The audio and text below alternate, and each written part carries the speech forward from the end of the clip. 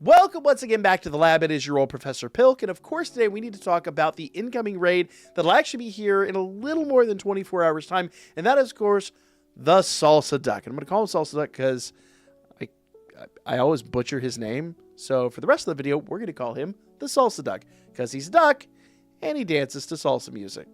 Stop me when I'm completely wrong, but you gotta love him for that. He is living his best life. So Salsa Duck over here is a water fighting type, and we know that he's gonna have a water Terra. They kind of all have their base, base typing as their Terra type. So you can kind of approach this guy as a pure water Pokemon, and because of that, there's really only a couple of weaknesses that are open on this guy, and they do close those up pretty effectively. So you've got grass and you've got electric. That's kind of it. Now, when it comes to grass, the honest answer here is I really wanted to do Meowscarada build on this, kind of like we did with when Meowscarada was running, and we did the Skeledirge build. But Skeledirge kind of closed up the options there with him. I couldn't really come up with a really good way to run the Salsa Duck. And the honest answer is I kind of like that. I like the fact they're closing up those options. I want these raids to get a little bit harder. These do feel like kind of entry-level raids, I will say. They kind of like harken back to me when we first got Charizard and things like that. So they're not going to be super tough, but at the same rate, they do present enough of a challenge. So the question is, what will this Pokemon most likely bring to the table, and how do we counter that? Well, number one, I think moveset-wise, well, let's talk stats first. So base stat-wise, HP is 85, attack is 120, defense is 80, special attack is 85, special defense is 75, and speed is 85. So basically all those stats are pretty average, with obviously being attack pretty high. So you're going to have a lot of physical attack going on here, which immediately makes me a bit leery about bringing certain Mon, because there are some Mon that really don't have a lot of physical defense, and kind of like we learned with Kyogre and all that, when we go into this raid, you are going to want a lot of physical defense. Now, the next question becomes, is he going to buff himself? And, well, I think I have an answer for you. So, highlighted right here, we do have Swords Dance. Swords Dance is up for grabs, so I would not be surprised if at some point, just periodically during the fight, there was a pre-programmed Swords Dance. Maybe even at the very beginning. That might be his, turn zero move, because they, like with Skeledirge and all the other raids, there's always been like one or two moves at the very beginning that you could rely are just 100% going to happen. I call them turn zero because they just happen regardless. They happen literally when the timer or his HP are literally at 100%. It's just the flat thing that happens before you get a chance to do anything. And that might be the case. That is one thing that is going to make this Pokemon very, very difficult. Now, one thing I didn't talk about was his ability. So let's talk about that real fast. So with all these raids, they always have their hidden ability. In his case, his hidden ability is Moxie. He's not going to have Torrent. Thankfully, I don't think he'll have to contend with that too much. And Moxie is not going to be a factor here. Because here's how Moxie works. Essentially, if you didn't know, it's like a poor man's battle bond. Essentially, if he faints or an ally faints, he's going to get +1 attack. Now, that's not going to be a factor because, honestly, he's not going to faint. I mean, he will at the end of the match, but the match is over.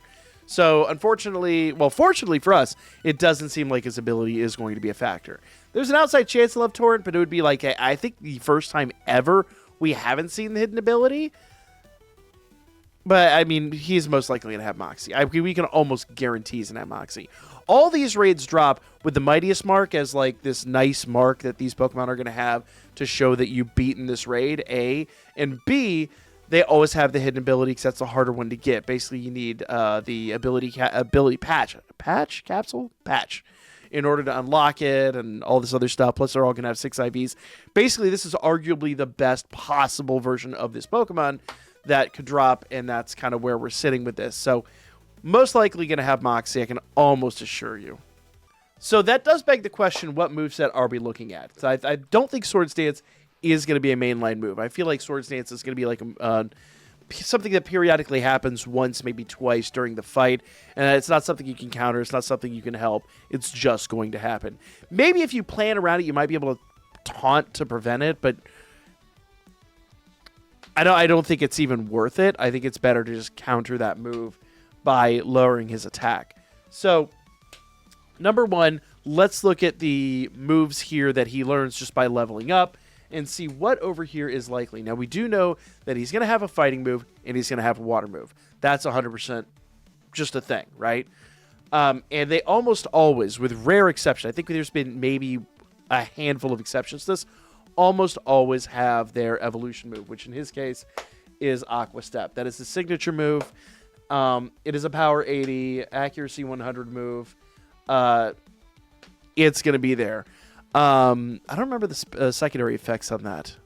Should have been obvious, but it raises his speed stat. So I had to double verify that.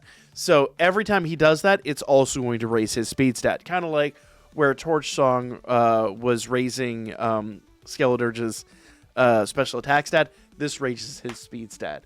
So you could pretty much bet that Aqua Step is going to be in play, and that is going to be a monster to contend with. You're not outspeeding this Pokemon unless you find a way to lock down water so he just doesn't use it. Kind of like we did with Skeledirge, where we just, broke that down. Now, you could do another contrary build here and kind of negate that, and based on like the Terra type and all that you use, essentially that just, breaks that down. But when it comes to the typing, we'll get to the typing here in a moment. So, Aqua Step, guaranteed. Now, what fighting move? So, for the fighting move, I think Close Combat is most likely going to be it. It is a Power 120 move. It does lower defense, but there's ways around that, and honestly, that does nothing but help you out. Let's actually look at TMs, because there might be another move in the TMs that fighting might fulfill.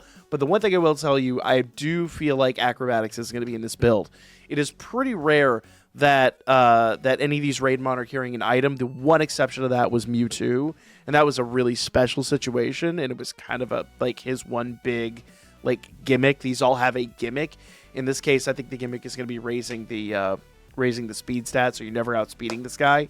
So just playing around that, honestly. Number two, I just don't see him lowering defense. I think that's counterintuitive, so maybe there's going to be something else there. But having Acrobatics as a Power 110 move would actually fulfill the slot that would otherwise fill. So, I think we can say with a fair amount of comfort that probably not going to be Close Combat, probably going to be Acrobatics instead as the big scary move. But let's go look at TMs real fast and see what's up over there. So I'd argue it's a pretty fair bet that Acrobatics and Aqua Step are going to be involved. Now, Close Combat, I'm really second-guessing that. I kind of may lean back on that and say that's probably not going to happen. But let's look here at, number one, the different physical moves, the different fighting physical moves that he has at his disposal, and what other move might actually be in his repertoire. And I don't think we're going to look at anything that's super low power here, so we're probably not looking at low kick, though we have seen things like that before. And actually, the more I'm thinking about it, low sweep might be a thing, because low sweep lowers your speed stat. So it's distinctly possible, actually, that they could use the fighting move to lower your speed while he's raising his speed. So you will never outspeed this Mon, is basically what I'm saying. Don't plan to outspeed this Mon. Plan to be slow, plan to take some damage, and work around that reality, because honestly, it is what it is. So you want somebody that's very bulky that can handle a lot of torment here. I would argue Meowscarada was arguably pretty simple in comparison. Skeledirge presented some troubles, but once we got around the whole gimmick, it was pretty easy. Here, it's like speed is the whole gimmick. So we do kind of want to plan accordingly. It's at least at this point that it seems. I don't think Brick Break's going to be a thing. If we go down a little further, Reversal is already in a learnable move, so I don't think it's going to be that. The only thing that's really left is Close Combat and Upper Hand. I'm willing to bet it's probably going to be low sweep. I think they're going to double down on the speed stat here. Because even if you find a way to negate his speed increase, more than likely, you're still going to have to deal with the low sweep that's lowering your speed. It's a low power move. It's not going to be too scary. So I do think we can kind of work with that, honestly. I'm going to say low sweep. I'm going to say Aqua Step, low sweep, acrobatics. That's a lot of gimmicky moves, but it kind of tracks for raids, I'll be honest. Now, there will be one more move here, and we've got to figure out what that is actually going to be. And it's not going to be a water move, most likely. It's not going to be a fighting move, most likely. So what attacks do we have that are in like the 80-ish range power, usually 100% accuracy? You know, we do have liquidation. That is always on the table. I would be shocked if there were 2 water moves, but it wouldn't be the first time I've seen that. Though I do think they're going to be a little more creative with this. Well, there's not a whole lot here. So let's see. We got liquidation. I'd be shocked if it was encore. Let's see. So starting with liquidation, encore, surf, ice spinner. Right there. It's a distinct possibility.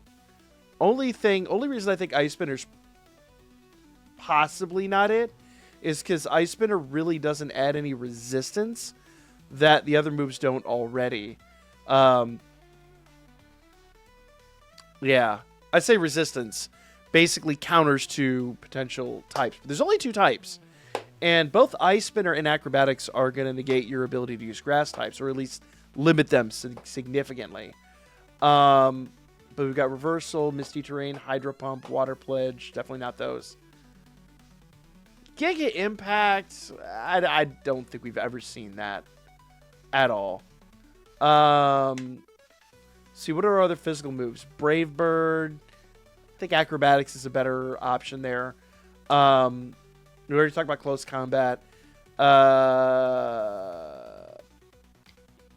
Blast is on the table, but it would just basically be a water move. I think they're going to save Terra Blast for when we finally get somebody that's got a Stellar Terra, and I kind of think that's going to wind up being like the legendary raids and stuff like that. If we do find elite, like maybe, I don't know, get a Terra Pagos shiny or something of that nature. Yeah, other than that, Endeavor and Triple Axle are the only other options. I'm going to go ahead and let me say Ice Spinner. I think if they're really going to, like, shore this up and, cover a lot of bases and give you a lot of options to take damage, they're either going to do another water move like Liquidation, or they're going to do Ice Spinner. And I'm going to bet on Ice Spinner. So that is basically, I'm saying Aqua Step, Low Sweep, Acrobatics, and Ice Spinner, I think are the 4 moves that you're going to have to contend with most of the time. Now, what does that leave on the table? And the honest answer here is Electric. They've done absolutely nothing to limit lightning at that point. You are still going to be fine. And I think we've got a great build here. So let's kind of go back to the stats real fast. Because remember, special defense and physical defense, they're okay. They're not stellar, but they're okay. Everything's here in attack and speed, and it's all about speed. And with the mod I'm thinking of, you won't need speed. You just need bulk. Which, of course, brings me to this cookie little donut over here. Did someone say donuts? You know it goes great with donuts.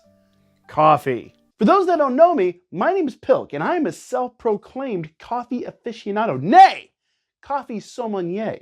I have had Kona in Kona, Hawaii. I have had Cafe Cubano on Buford Highway in Atlanta, but that's close enough for my taste. I have tried coffee from literally everywhere and anywhere you can imagine, and that's why I actually have come to really like Rom Roast. This was supposed to be the demo bag, and I accidentally the whole first bag. So, dear Root, I could use a little bit more. Thanks again. Now, first things first, do not let this bag fool you. While it does say medium roast, now if you, like me, are a fan of dark roasts, fret not. This cup is full of all the flavors and all the notes that you are usually accustomed to in a fine dark roast. We're talking chocolates, we are talking caramel notes. It really is everything that you want in a dark roast. While I'm brewing it behind me in a pour over, I've actually done this as both a cup of cappuccino, latte, just a regular espresso, and believe it or not, even there, it still holds the bar. It is fantastic.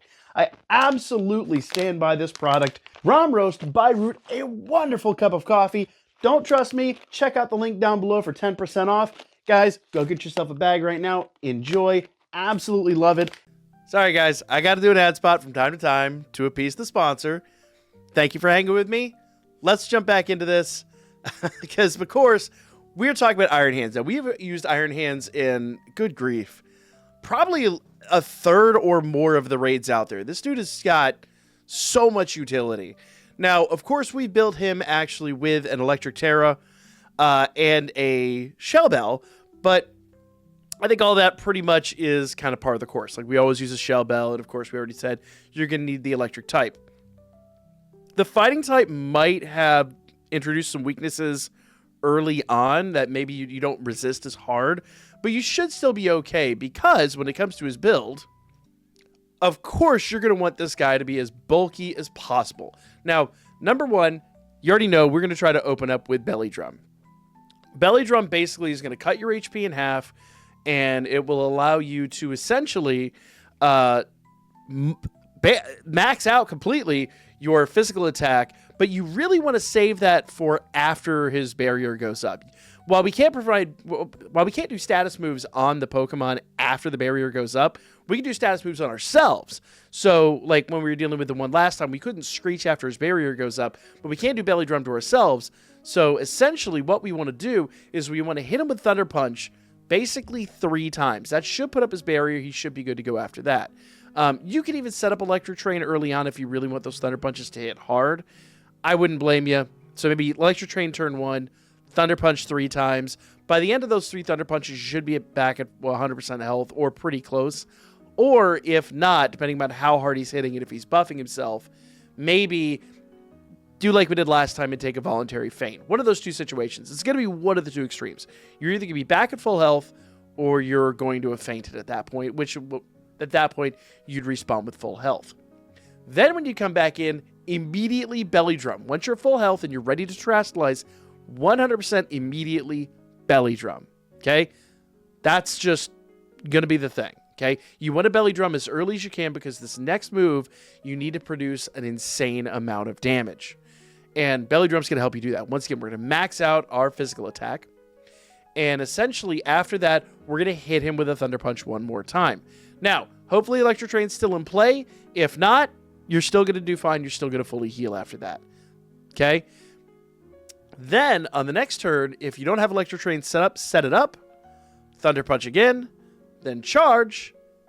Now that final Thunder Punch with a charge, with an Electric Train, with Quark Drive as her ability, and with our attacks maxed out, not only that, you want to make sure that you have an Adamant Mint on your Iron Hand so your attack is maxed out. And in EV trading, you want to make sure that your attack is maxed out in EVs and that your HP is maxed out in EVs as well. I think I'm missing 1 or 2 HP EVs, so I'm going to have to go correct that. I might have to figure out where the flaw is there. But essentially, once you've got all of that done, that Thunder Punch with Electric Train charge and all of this setup done is going to hit like a truck. It may not one-shot him, but he doesn't have a lot of defense. So he's going to hit you once, and you're going to turn around, and you're going to knock him for a loop. You will probably break the barrier in one go. If not, I mean, eviscerate his health completely, and it is going to wipe him out. Now, of course, all this is completely dependent on whether or not he's actually built the way we think he is, and obviously, so all this is very tentative. But I'm willing to bet this is going to be the case, and this is the mon that I'm bringing to the fight. So let me know what you guys think, as always, in the comments down below. Make sure you guys like, share, comment, all the good things, and I'll be back with more soon.